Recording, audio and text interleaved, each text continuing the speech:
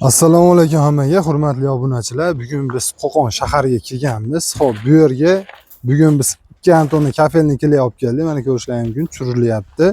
Bu gazobloylarimizni 2-3 kun oldin furada chiqarib yuborgan edik. 1200 ta gazobloy. Uje mana bugun ustakalarimiz urishdi, boshlashibdi uje. Mana setkalar qo'yib, iplar tortib, chiroyli qilib urishyapti-ku, mana ko'rishlaringiz mumkin. Xo'p, bizning manzil Farg'ona viloyati Toshloq tumanida kelgan bu gazobloylarimiz. Mana holatlarni ko'rishingiz mumkin. Ideal holatda, juda zo'r.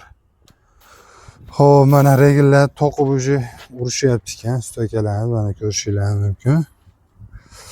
Chiroyli holatda qilib, mana shu o'zimizning gazobloylar razmerlari 20-30 ga 60 bo'ladi. Qattiqliklari qattiq.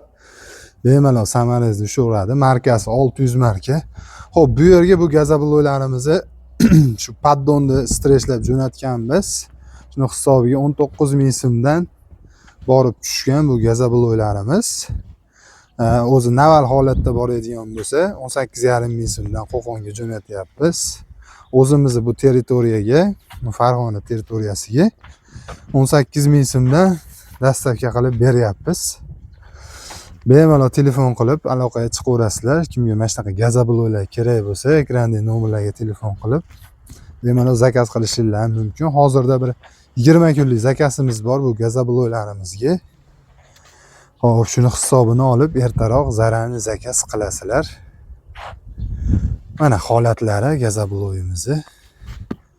Zo'r holatda, mana qattiqliklari ham qattiq holatda.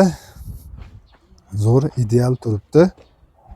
Xo'p, bu uyda razmeri keladigan bo'lsa 15 ga 15 qilib quyilgan ekan, betoni 2 etajli bo'lar ekan. Shunga 2,5 mingta gazobloy ketyapti hozirda.